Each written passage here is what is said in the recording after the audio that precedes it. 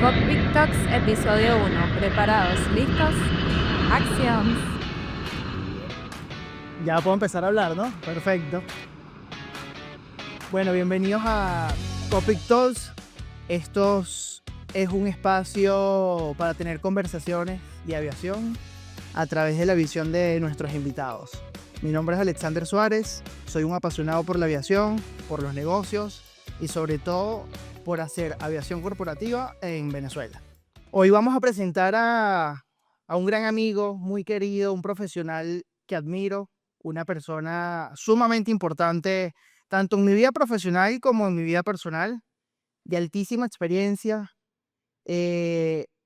Wow, resumirlo en 2 palabras a Orlando sería muy complejo, pero tengo 2 palabras: experiencia y sobre todo humildad.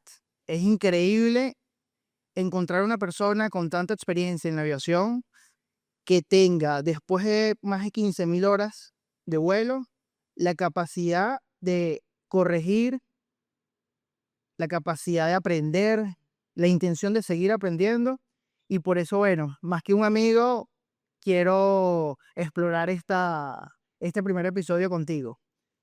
Un amigo, un profesional, una persona que admiro y que quiero. Y sobre todo que respeto. No, respetar no me respetas mucho, pero gracias. Este, de todo eso con lo que más me identifico es con la amistad. Sabes que tenemos una gran amistad, yo también te admiro mucho, yo también aprendo mucho de ti y nada, sé todos los sueños que tienes y me encantan que como estamos haciendo ahorita, apuntes ahí muy alto. Apuntemos porque Sí. somos un equipo. Somos un equipo. Orlando, cuéntanos una cosa. ¿Cómo llegaste a la aviación? O sea, pero que quiero hablar contigo de como siempre hemos hablado. Una conversación profunda, ligera, con la realidad, porque que a mi punto de vista la aviación se percibe como, y lo es, en verdad lo es, como algo súper wow, como que algo muy arriba, pero está realizado por humanos. Está hecha por humanos, por profesionales. Cuéntame cómo empezó cómo empezaste en la aviación. ¿Fue un sueño? ¿Fue una ambición? ¿Llegaste por casualidad? Cuéntanos esos inicios. Fíjate esto, yo tengo bastantes años aquí y en el año 69 llegué el hombre a la luna y yo viví de niño toda esa era espacial, ¿no? Acuérdate que teníamos pura comiquitas y toda esa información de la era espacial y yo siempre quise ser astronauta. Coño. Hasta que me enteré que en Venezuela no lanzaba cohetes para la luna. Eso fue como una gran frustración. Pero no, mira, en mi casa había mucho contacto con la aviación porque mi hermano fue piloto en la Fuerza Aérea, un gran De la Fuerza Aérea Venezolana. Fuerza Aérea venezolana, sí, todos somos venezolanos. Este, Lamentablemente, él, a mis 14 años, él muere en un accidente de aviación y por supuesto en mi casa eso se vetó. Ya 18 años, ah, con la ayuda de una persona que significa mucho para mí, que es Rodrigo Cruz. Él me ayuda me voy a estudiar aviación. Lo que yo más quería de la aviación, y aún lo quiero, es viajar. Me Ok. encanta viajar. Y inclusive, oye, uno va a La Guaira y es sabroso poder ver y aprender de cualquier cosa. Imagínate estar en Estambul o estar en Ciudad de México, en las calles de Nueva York. Entonces, la aviación me ha dado, y voy a agradecer siempre, las oportunidades de aprender en vivo, aprender tocando las cosas, oliendo las calles. Y eso es incomparable. ¿Dónde hiciste tu curso? En Tulsa, en Oklahoma. Sí, Rose School of Aviation. 18 años en Estados Unidos, Sí. hablando inglés y con ese frío. No, hablando inglés nada. Machucando el inglés, pero lo logramos. Sí, disfruté mucho la experiencia de, además de aprender aviación, la experiencia de estar solo, ¿no? Pues la primera vez que yo, Que eso humanamente es un reto. porque me iba de mi casa, ya no me iban a cocinar, eh, hasta tenía que lavar los platos, imagínate, ¿no? Lo difícil que era eso. Pero yo lo aprendí Difícil mucho no es lavar platos, sino hacerlo todos los días. a hacerlo todos los días. Me, me comparé mucho con los otros amigos que estaban ahí y casi todos teníamos más o menos el mismo nivel, pero había quienes eran más, coño, tengo que decirlo, más desordenados que yo, ¿no? O menos sinceros con su familia, Ok. ¿no? O sea, al momento de enviarles dinero o de las cosas que tenían. Y también eso aprendí, vi que, cónchale, yo era bastante honesto y aún así la podía pasar bien, ¿ves? ¿Me entiendes? Yo no tuve carro, sino fue una bicicleta y hasta una moto que me costó $80. ¿Te Pero acuerdas del precio? sí, sí, sí, claro, pero una moto de $80, imagínate, y era bien buena. Pero mira, aprendí mucho, aprendí como ser humano. Sabes que de lo que has mencionado, rescato y quiero traerlo a cotación ahorita. Una de las intenciones de este podcast, aparte de hablar de aviación, es también inspirar y tal vez servir de guía para la gente, para las personas que quieren tomar esta carrera, porque veo tu historia y la pongo en contraste con la mía, de que los inicios, y mencionas el tema del inglés, o sea, el tema del inglés. Yo creo que para todos los que están soñando ahorita con ser piloto, que aspiran en algún momento meterse en este mundo de la aviación, que estoy seguro, y lo sabemos, volamos juntos, el inglés es vital. No, no, Sin inglés no vas para ningún lado importantísimo, en la aviación, ni importantísimo. corporativa ni comercial, ¿no? Y fíjate, empezaste machucando, como nosotros decimos coloquialmente, también me pasó igual, o sea, mi nivel de inglés era muy básico, lo he ido mejorando a lo largo del tiempo, al igual que todos nuestros compañeros, pero nunca lo dejamos de lado, siempre estamos practicando, entonces no es una meta que se alcanza y la logras por la importancia, sino es algo que al estilo de la medicina, tienes que irlo practicando todos los días, todo el tiempo. No, O sea, y a veces, perdón, a veces tú sabes más de los que crees que sabes. Y cuando te enfrentas a un centro de control que tú crees que es dificilísimo, te enfrentas a Nueva York o te enfrentas a Miami, que es lo que todos vamos, oye, terminas haciéndolo bien. sí, Y a veces escuchas otros que están por ahí que están más perdidos que tú. Pero mira, es emocionante estar en un área de control complicada, pues como, sobre todo, yo me acuerdo la primera vez que salimos, mi primer vuelo internacional fue a Curazao. Y de Curazao saltamos a la que está al lado, Bonaire. Y escuchar los tipos hablando inglés, tú decías, wow, o sea, yo me sentía que estaban, o sea, entrando en Teterboro. sí, sí. Pero todo tiene su estructura, ¿no? Entonces, siempre, la aviación tiene algo muy chévere, muy interesante, que si bien es cierto, se ve complejidad desde afuera, porque no has vivido lo que es estar adentro, tiene una estructura. Entonces, con una técnica, todo tiene su técnica, ¿no? Y con esa estructura resuelve muchísimas cosas. En el tema de las comunicaciones aéreas, vital, a quién llamo y quién soy, dónde estoy, qué quiero hacer. Y yo siempre comento, sobre todo a los que están empezando, como dices tú, en el tema de las comunicaciones, es escuchar al profesional. Eh, y escuchar, yo siempre digo, escucha cómo hablan los de las líneas aéreas, escuchar cómo reporta Lufthansa, escucha cómo reporta Iberia, escucha porque ellos son pilotos que lo hacen todo el tiempo en miles de lugares del mundo y siempre van a tener una estructura. Entonces ve qué reportan ellos. A veces aquí hablamos más de lo que necesitamos y decimos cosas Totalmente. que no necesitas, que para el controlador no es importante.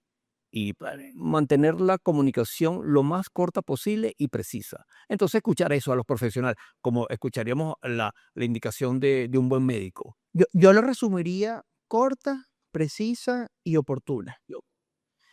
Otra de las cosas que rescato de tu presentación, de tu historia, es el tema de la honestidad.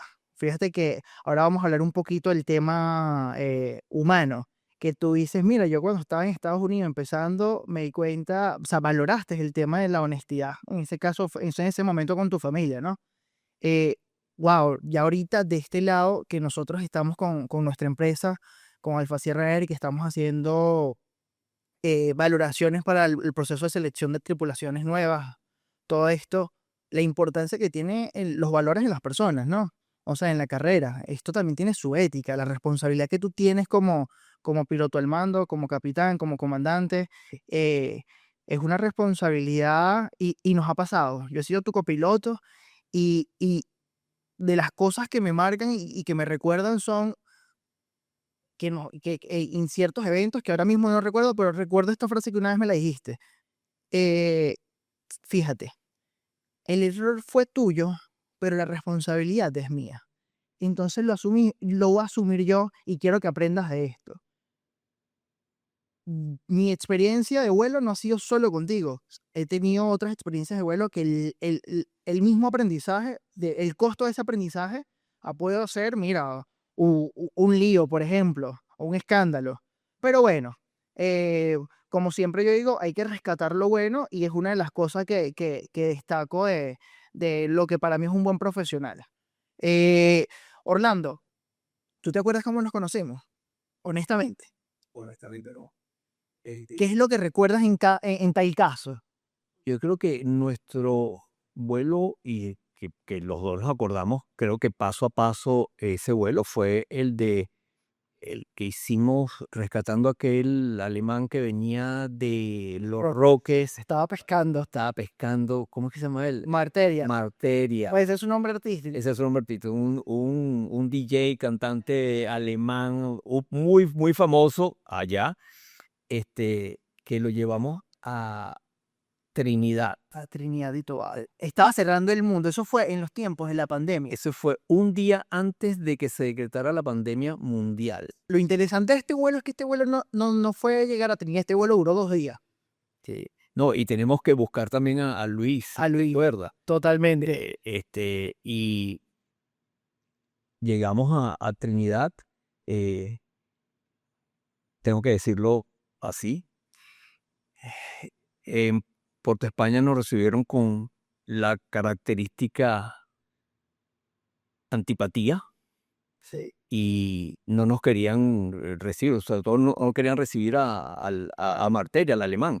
Y lo que necesitamos era que él pasara del aeropuerto de aviación general al aeropuerto comercial para el que él agarrara un vuelo que ya tenía el billete para... El contexto de esto, quiero resaltar que era en plena pandemia, o sea, miles de casos en ese momento donde estaban evacuando países, estaban haciendo, mandaron a reubicar, yo me acuerdo, ese día reubicaron los cruceros del Caribe a Barbados. Barbados. Y era o sea, era el día que el mundo estaba cerrando.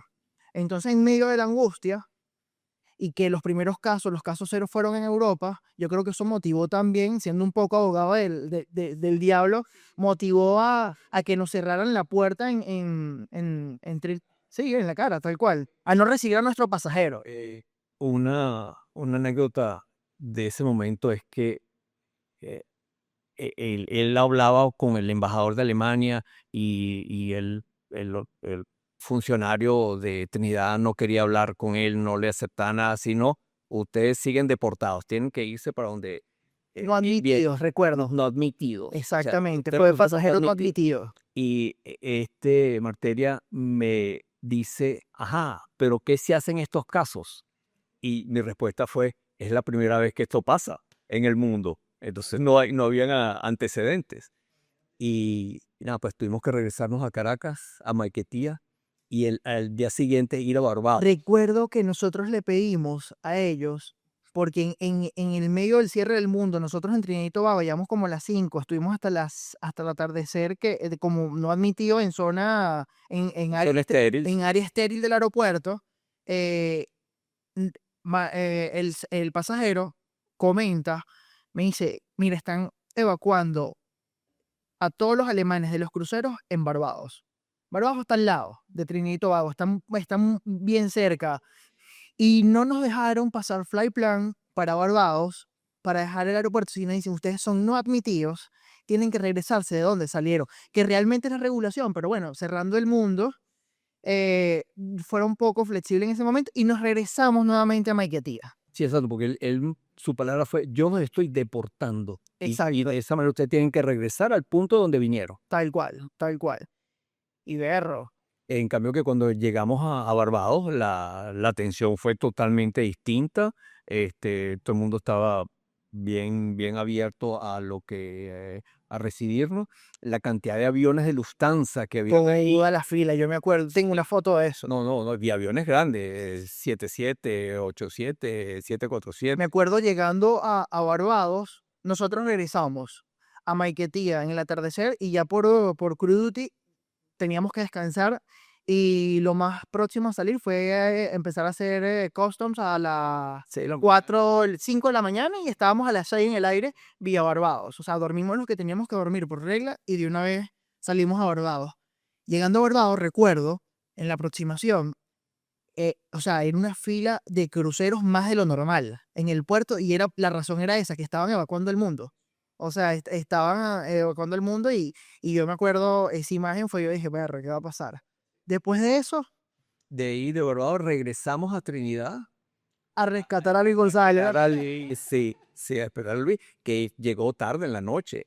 Y regresamos, llegamos al aeropuerto Caracas, que ahí Luis se sorprendió que tú eras el que habías aterrizado, ¿te acuerdas? Mira, esta anécdota es comiquísima, bueno, es interesante. Yo quedé responsable de la empresa en ese momento porque yo volaba un avión Part 91 y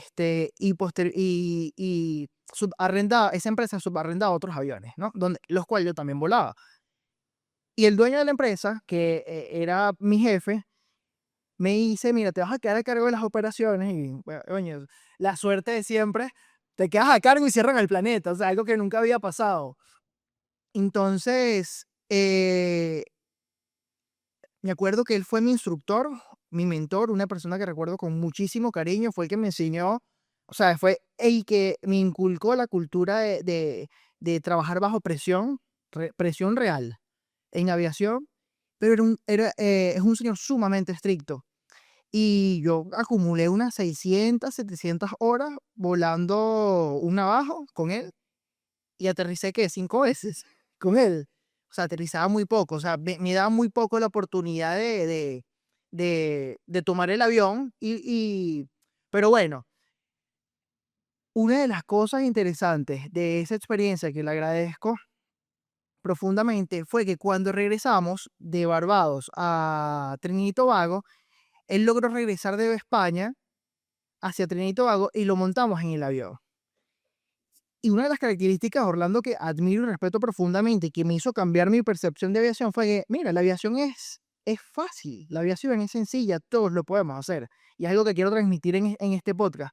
No lo pongan súper arriba, sino que, mira, es una actividad que tiene su complejidad, requiere su grado de entrenamiento, su disciplina, pero hasta ahí. O sea, todos podemos lograr volar un avión siempre que cumplamos las condiciones psicofísicas que exige. Entonces, regresando de Trinidad y Tobago al aeropuerto Caracas, Orlando me dice, vas a volar tú.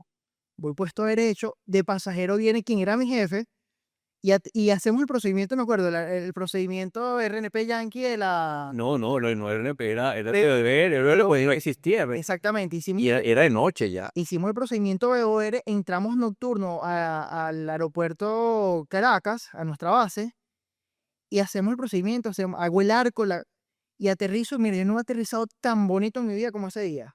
Y aterrizamos y recuerdo el comentario que Luis le dice a Orlando después que aterrizamos. Ver, Orlando, tremendo aterrizaje. Y Orlando le dice, no fui yo, fue tu copiloto. Y ese día a mí me marcó la vida porque dije, bueno, está en la pose yo. O sea, honestamente, agarré muchísima confianza. ¿Pero por qué? Porque el día que nos conocemos Orlando y yo formalmente, que es el recuerdo que tenemos, fue mi primer aterrizaje, cerró el mundo, y desde entonces empezó una amistad muy bonita y de muchísimo, sobre todo, crecimiento para mí tanto en lo profesional, pero en lo personal también. Cockpit Tours. Déjame rescatar una cosa que sí, yo estoy muy de acuerdo, que es lo que la aviación, yo no le voy a decir a nadie que la aviación es fácil, o, pero tampoco le voy a decir nunca que es difícil. Yo creo que todo lo que hacemos con pasión, todo lo que nos gusta hacer, lo vamos a estudiar y le vamos a sacar el mayor provecho del mundo, y eso es lo que nos va a hacer exitosos en lo que hagamos.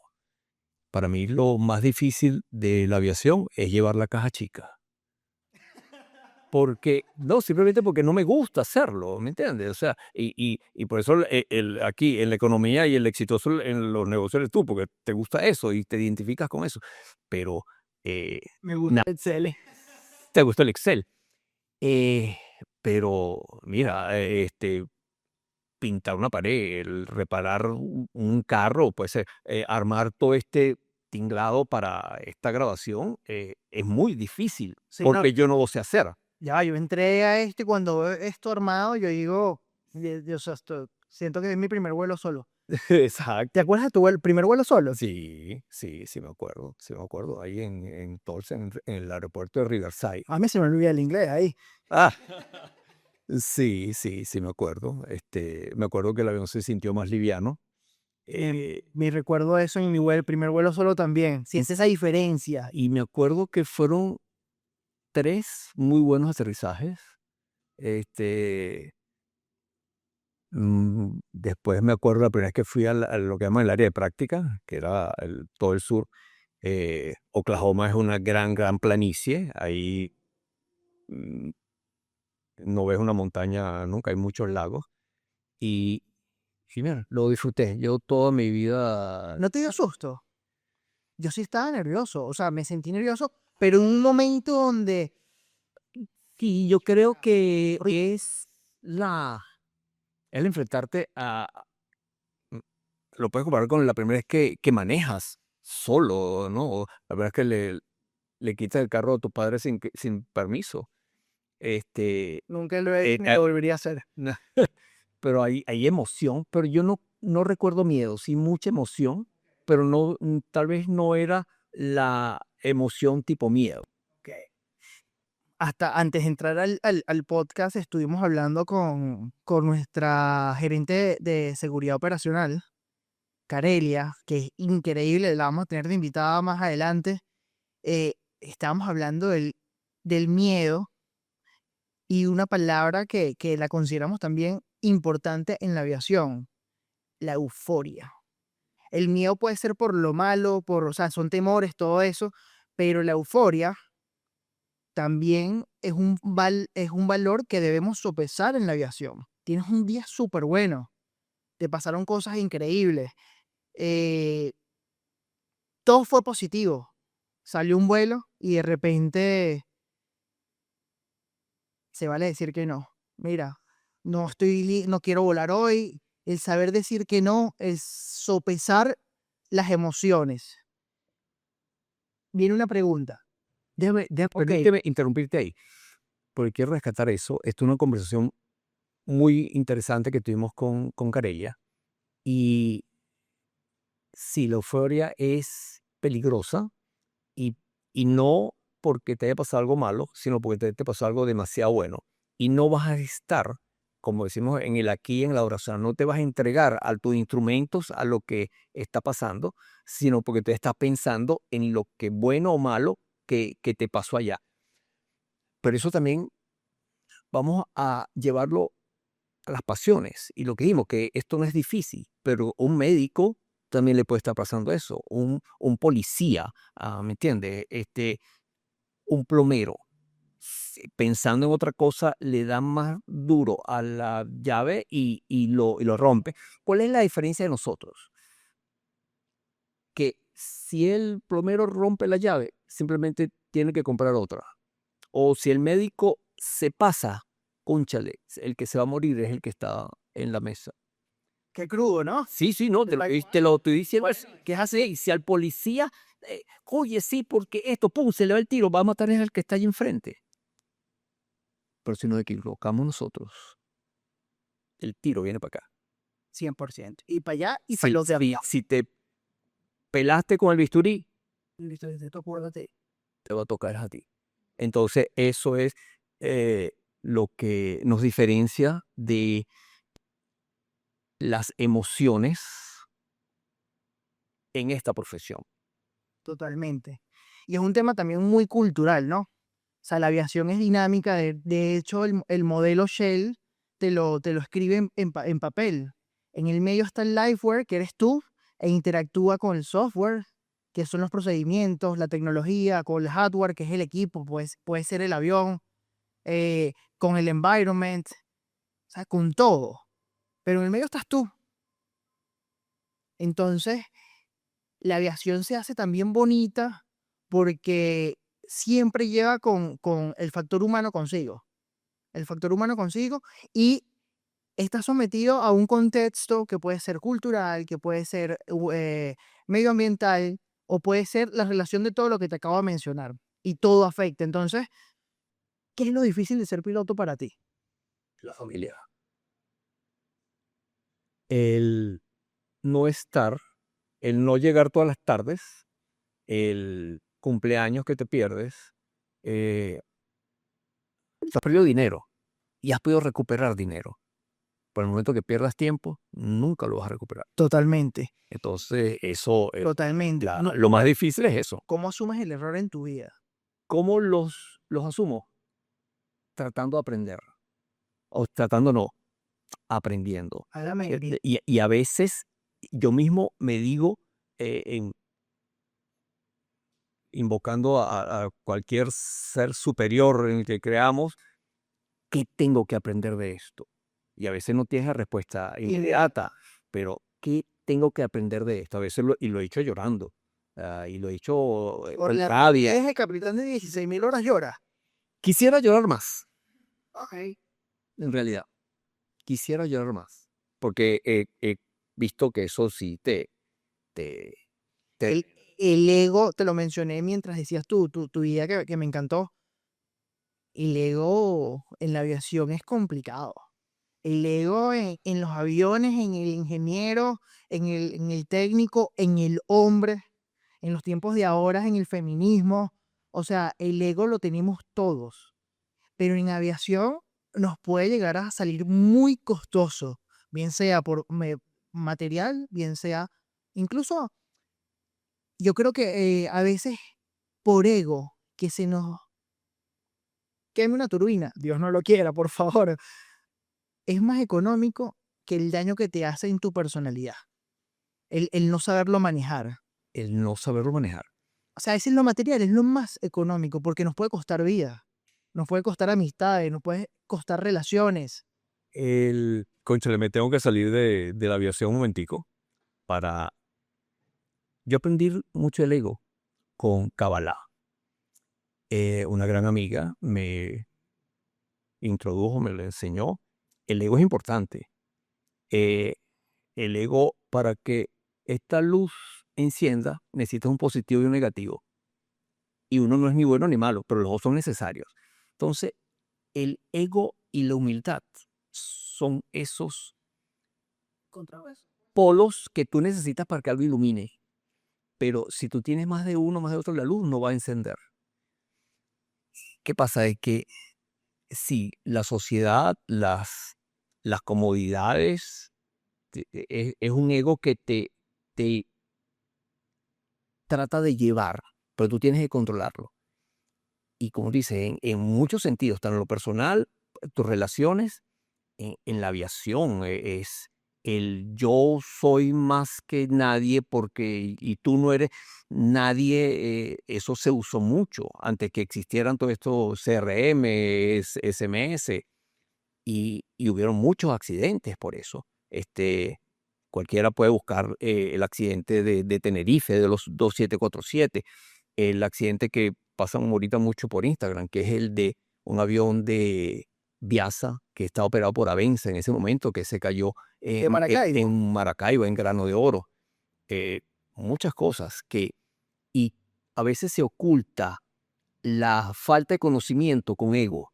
Sí, Y eso es muy peligroso. Decir no sé Eso es maravilloso. penal. Y además en la aviación no es penalizado. Oh, no, y la liberación que te da a ti, no sé, El reportar, por ejemplo, o sea, a ver, y aquí lo traigo a contexto, porque a lo mejor nos van a ver en otros lados que no es Venezuela, pero la FAA, la cultura americana, es una cultura muy, me lo dicen, no he volado allá, pero me lo comentan que, mira, declaran una emergencia sin mayor problema y reportan sin mayor problema. O sea, digamos que hay unas culturas más que otras que promueven el reporte. En nuestra cultura, a lo mejor, eh, en estos últimos años ha sido un tema de meterle la lupa, ¿no? De hablar y aquí entra un montón de gente. Aquí entran empresas, finanzas, culturas, autoridades aeronáuticas, cómo nos relacionamos entre todos, y decir, no sé, reportar que se te prendió una luz y si sigue prendida, volverlo a reportar. No, eso es parte de las de los buenos oficios de un profesional en aviación. Totalmente de acuerdo. Y, eh, hace poco usamos la palabra buscar la raíz del problema, porque no es que se encienda la luz o es porque esto suene de esta manera, sino por qué está pasando esto. No lo que está pasando, sino por qué está Origen pasando. raíz. Origen del raíz. Con todo hablas de lo de la FAA, sí, y yo creo que es fácil, pero también tú tienes que estar seguro de que estás reportando una normalidad, ¿ok? Porque se puede usar también y se ha usado simplemente para tener prioridades. Entonces, si te dan prioridad, tú tienes que demostrar cuál era tu emergencia.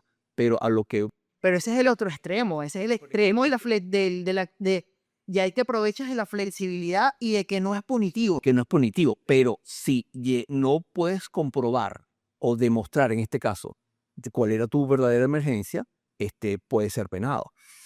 Entonces, pero ¿qué es lo interesante? De que no eres, si lo estás haciendo correctamente, no eres castigado, no te suspenden Sí. por cualquier cosa, que es lo que a veces tememos. Sí, a veces totalmente. Y bueno, es una realidad y ya está. Cuéntame, ¿cuáles son tus hobbies? ¿Qué te gusta hacer? Cónchale, yo corro, tú sabes que yo corro, corro de más, sí, ya llevo varios maratones. ¿Cuántos maratones? Dime números. Cónchale, creo que son 10. No sé cuántos medios maratones, pero son muchísimos, deben ser 20 a lo mejor, ¿Tu top 25. 3 de maratones? De velocidad, Berlín, Berlín y 2 CAF. CAF es el maratón que se hace aquí en Caracas. De experiencia, Nueva York. Nueva York es una gran experiencia por la cantidad de gente que hay. Eh, Chicago, no, Chicago fue también muy bueno. Chicago y una ciudad excelente. Sí, me divierto mucho. eh, Y es como la aviación, o sea, o como cualquier cosa que tú haces. Tienes que disfrutarlo. No hay nada peor que hacer un maratón si no te gusta hacer maratón. Realmente, Bueno, y yo creo que no hay nada por qué ir a volver si no te gusta. si no te gusta volar, exacto, o volar con miedo. Yo llegué a ver muchachos que fueron a volar y se fueron, o sea, porque decían, bueno, aquí se gana real y hay muchachas bonitas hasta que se dan cuenta de que no es lo mismo ver un mal tiempo desde la cabina de pasajero que de enfrente, ¿no? Porque aquí sí estás viendo a lo que te vas a enfrentar. Este, el correr es así. Una cosa que tiene el, el correr largo, es que estás contigo y Es como volar single pilot. volar sin el pilot. Y todo lo que te pase va a ser responsabilidad tuya. Si no entrenaste, te va a doler. Si no te hidrataste, te va a doler. No le puedes echar la responsabilidad al otro porque no te pasó la pelota y metiste gol, sino aquí estás tú solo. ¿Lo volverías a hacer? Sí. Yo creo que, cónchale, son pocas las cosas que yo he hecho que no volvería a hacer. Si me das tiempo, a lo mejor más tarde me acuerdo de algo que he hecho que no me gustaría hacer, ¿no? Pero no, todas las cosas emocionantes las volvería a hacer. ¿Qué es lo más importante para ¿Qué es lo más importante para mí? No, sigue siendo mi familia. Sí, sigue siendo mi familia. Yo creo que es la base de mis sueños. Es de verdad cuando me siento más amor y no los creo. pilotos? Te vamos a por bien. Sí, pero no son mi tipo. Bueno, obviamente. Mira, emergencias en aviación. Sí, han habido la más grave es que se te vaya un motor en el despegue, que es la que todos tememos. Por supuesto, cuando estás más cerca del piso y tienes menos velocidad. Eso me pasó en Maiquetía, despegando con Enrique Stivel En el LED. en el LED. Otros, Eh, afortunadamente, tremendo avión. no, afortunadamente tremendo avión, pero más afortunadamente tremendo compañero. Y lo sacamos magnífico. Justo después de la B1. Él subiendo el tren y sonando la turbina. De hecho, tal vez hubo un segundo que yo creí que había sido el tren, porque fue inmediato. Muy instantáneo. O sea, debe haber sido a 5 o 6 metros del piso. Pero el avión voló, dimos la vuelta, aterrizamos y después que aterrizamos nos asustamos. O sea, estabas metido en tu cabina. Esta es una de las cosas más importantes en la aviación para los que van a empezar y bueno, y obviamente los que ya están en esto lo saben, estar metido en tu papel como pilot in command, como primero oficial, a tener un buen CRM, hacer los checklists y sobre todo el briefing, pero un briefing concienciado. O sea, un briefing donde, epa, vamos a pararnos un segundo aquí, ¿dónde estamos? ¿Qué vamos a hacer? Y realmente analizar el contexto, ¿no? Porque cuando te pasan las cosas, sí, eso tiene un peso importante y te ayuda. Pero sobre todo estar ubicado en tiempo y espacio. Una de las cosas que a veces veo con preocupación con compañeros que están empezando, el uso de la tecnología y el teléfono en la cabina.